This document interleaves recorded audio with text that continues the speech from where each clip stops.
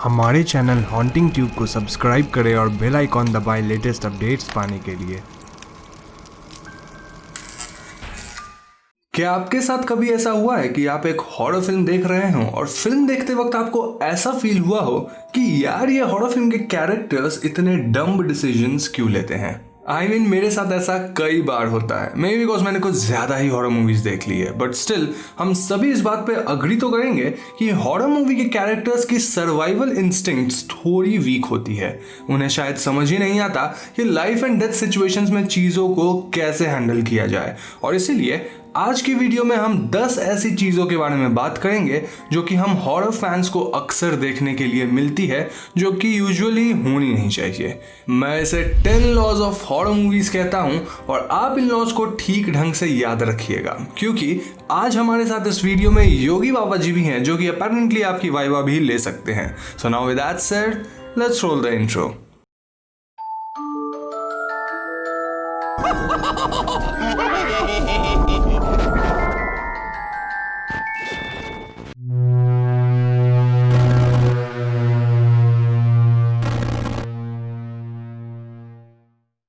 So the first law of horror movies is called split up, और इस law के तहत हॉरर मूवी के कैरेक्टर्स हमेशा अपने ग्रुप से बिछड़ के मॉन्स्टर्स का सामना करते हैं। ये बात मेरी समझ में कभी नहीं आई, क्योंकि आज से हजारों साल पहले भी मनुष्यों को ये पता था कि अगर उन्हें ठीक ढंग से शिकार या फिर सरवाइव करना है तो उन्हें एक झुंड बनाकर चलना होगा। हमने बचपन में यूनिटी स्ट्रेंथ वाली कहानी भी पढ़ रखी थी, जिसमें हमें बताया गया था कि एक लकड़ी को तोड़ना बहुत आसान है, लेकिन वैसे ही ढेर सारी लकड़ियों को एक साथ तोड़ने की कोशिश करी जाए तो वो काफी मुश्किल होता है। लेकिन हॉरर मूवीज में लोगों का ग्रुप हमेशा स्प्लिट होकर इधर उधर जाता है एंड इन दी एंड सब एक एक करके मारे जाते हैं। ऐसा हमने एक नहीं बल्कि कई हॉरर फिल्मों में देख रखा है, like the thing, the cabin in the woods, और आज तक हॉरर मूवी के कैरेक्टर्स अलग अलग होकर ही मॉन्स्टर्स का सामना करते आए हैं। एक बार जब इट मूवी में बच्चों ने पेनीवाइज का मिल के सामना किया था तो वो उसे हरा पाए थे। So my suggestion here would be कि प्लीज ऐसे डिफिकल्ट सिचुएशंस में स्टिक टुगेदर, क्योंकि एकता में बल है। Now the second law is called staying in strangers place, और इस लॉ के तहत हॉरर मूवी के कैरेक्टर्स किसी भी अनजान व्यक्ति पे भरोसा करके उनके घर में रुकने के लिए तैयार रहते हैं।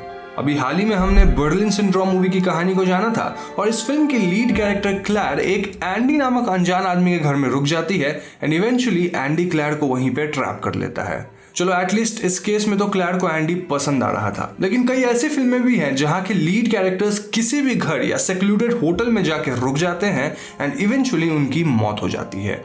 Biggest example for this would be Dussehra और साइको मूवी, जहां ढेर सारे रेड फ्लैग्स थे, लाइक दशरा विलेज में लोगों का अजीब बिहेवियर, या फिर साइको में नॉर्मन बेट्स का डेड एनिमल्स को स्टफ करके रखना। बट नहीं, हमें ऐसी ही क्रीपी जगहों पर रुक के अपनी जान के साथ खेलना है। So my recommendation here would be कि प्लीज अगर आपको कोई स्ट्रेंजर का घर या कोई होटल क्रीपी टाइप लग रहा हो तो इट्स वाइज कि आप वहां अपनी रात ना बिताएं।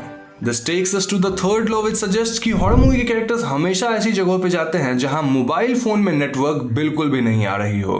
Now I can understand कि मैं खुद ऐसी जगहों पे घूमने गया हूं जहां नेटवर्क उतनी अच्छी नहीं थी, लेकिन एटलीस्ट वहां ढेर सारे लोग थे और वो एक well known exotic tourist place थी। लेकिन द रूइन जैसी मूवी में ग्रुप्स ऐसी जगहों पे जाते हैं जिनके बारे में बहुत कम लोग जानते हों, और वहां वो मदद भी नहीं बुला सकते क्योंकि उनके फोन में नेटवर्क ही नहीं रहती। दशरा मूवी तो इस चीज को नेक्स्ट लेवल पे लेके जाती है, जहां विलेज में कोई नेटवर्क नहीं थी, लेकिन क्लाइमेक्स सीन में लीड कैरेक्टर के फोन में कहीं से तो नोटिफिकेशन आ जाती है, जिसके आवाज से वो क्रीपी बच्ची अलर्ट हो जाती है। So please don't go to places जहां आपके फोन में नेटवर्क नहीं आ रहा हो, और अगर आप जा भी रहे हैं तो मेक श्योर कि वो एक वेल नोन जगह है और वहां ढेर सारे लोग प्रेजेंट हों। Now, the fourth law of horror movie is called investigate creepy sounds at night, और इस लॉ के तहत हॉरर फिल्म के कैरेक्टर्स हमेशा वियर्ड या फिर क्रीपी साउंड्स की छानबीन करने देर रात अपने रूम से निकल जाते हैं। अगर मुझे शक हो कि मेरा घर भूतिया है और घर के किसी कोने से देर रात अजीब आवाजें आ रही हो तो मैं सुबह होने का इंतजार करूंगा। इनफैक्ट जब मैं छोटा था और रात को मुझे प्यास लगती थी तो मैं अपने प्यास को सप्रेस करने की कोशिश करता था, और अगर प्यास बहुत ज़्यादा लगी तो मैं पानी पीता था और दौड़ के अपने रूम में भाग कर आता था। वर्स्ट केस में भी I will call for help. लेकिन हॉरर मूवी के कैरेक्टर्स कुछ ज़्यादा ही ब्रेव होते हैं और इसी चक्कर में वो मॉन्स्टर्स का शिकार बन जाते हैं। अब बात चाहे कॉन्जरिंग सीरीज की हो या फिर द हॉन्टिंग सीरीज की, हमने लीड कैरेक्टर्स को क्रीपी साउंड्स को इन्वेस्टिगेट करते देख रखा है। And as far as surviving goes, this is not something you should do. Coming to the fifth law, it states that horror movie के characters always hide in dumb places। मतलब आपने ऐसा कई बार देखा होगा कि हॉरर मूवी के character एक किलर या फिर भूत से बचने के लिए कबर्ड में या फिर बेड के नीचे छिप जाते हैं। मुझे ये बात बिल्कुल समझ नहीं आती, क्योंकि जब मैं 12-13 साल का था तब भी मैं लुका छिपी में इससे बढ़िया जगह खोज कर छिपता था। द शाइनिंग मूवी को ही लेते हैं, जहाँ ओवरलुक होटल कितनी ज्यादा बड़ी थी, लेकिन वेंडी जाकर बाथरूम में ही छिपती है, जहाँ मिस्टर टॉरेंस उसे आसानी से ढूंढ लेते हैं। So my suggestion here would be कि आप खतरनाक सिचुएशंस में कुछ ऐसी जगह पे छिपे जहां आपको ढूंढ पाना मुश्किल हो और आप वहां से इजीली मूव भी कर पाए। Now sixth law of horror movie के हिसाब से हॉरर मूवी के कैरेक्टर्स हॉन्टेड घरों को या तो छोड़ते नहीं या फिर दोबारा चेक करने जाते हैं। दैट इज कीप लिविंग और going to recheck haunted houses. इस पर्टिकुलर लॉ को तो most of the horror movies follow करती है, चाहे वो कॉन्जरिंग सीरीज हो, the shining, the haunting of hill house या फिर कोई और film, you just name them. मतलब अगर पता चल गया है कि इस घर में या तो भूत है या फिर ये घर शापित है, तो क्या जरूरत है उस घर में रहने की या फिर उस घर को वापस विजिट करने की। भाई जान है तो जहान है, और इसलिए अगर आपको ये कंफर्मेशन मिल जाती है कि एक पर्टिकुलर घर हॉन्टेड है तो आप प्लीज उस घर से जितना हो सके उतना दूर रहिए। अगर आपने उस घर को किसी तरह खरीद लिया है तो बेच दीजिए, बेचने का ऑप्शन ऑलवेज अवेलेबल है। Now this takes us to the seventh law, जिसके हिसाब से हॉरर मूवी के कैरेक्टर्स हमेशा किसी तरह की फॉरबिडन रिचुअल परफॉर्म करने लग जाते हैं जिससे वो स्पिरिट्स वगैरह को कांटेक्ट कर सके। इस लॉ का सबसे बड़ा एग्जांपल है वेरोनिका मूवी, जो कि so called one of the most horror movies में से एक है। सो कॉल्ड है नहीं, I mean, आपको क्या जरूरत थी ओइजा बोर्ड के साथ खेलने की। और ओइजा बोर्ड से याद आया, ओइजा सीरीज की पूरी फिल्म ही इसी कॉन्सेप्ट पे बेस्ड है कि कुछ बेवकूफ लोग ओइजा बोर्ड की मदद से स्पिरिट्स वगैरह से कांटेक्ट करने की कोशिश करते हैं, जिसके बाद पता नहीं उन्हें कितनी प्रॉब्लम्स झेलनी पड़ती है।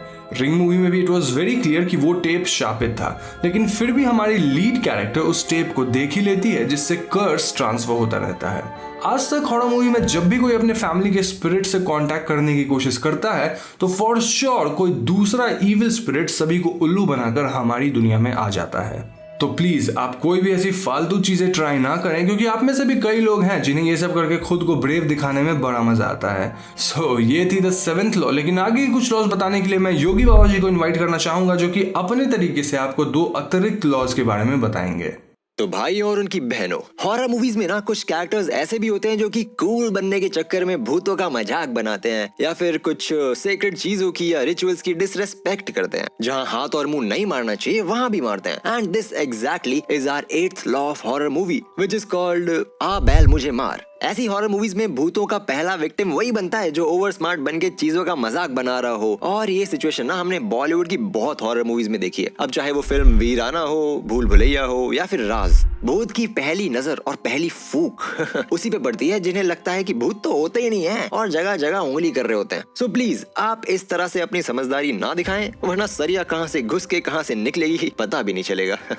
And now as we all know कि पुराने जमाने में horror and erotic scenes used to go hand in hand, और आज के टाइम पे भी बहुत सारे डायरेक्टर्स हॉरर मूवीज में जबरदस्ती के इरोटिक सीन्स डाल देते हैं, probably because they are horny. और इस तरह की फिल्मों में एक चीज सबसे कॉमन है, दैट इज कपल्स यूजुअली किसी हॉन्टेड जगह पे जाके करने लग जाते हैं। So this gives us the 9th law, which is called भूता जगह पे।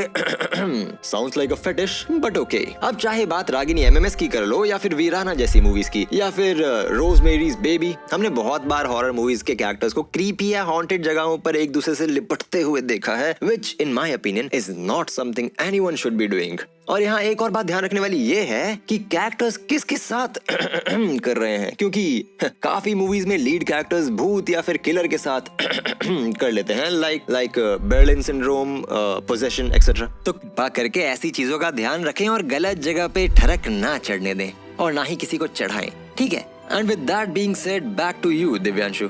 Thank you Yogi Baba for your explanations. और अब हम finally 10th law of horror movies को डिस्कस करेंगे, and this law is called going into dark areas like woods और basement of a house.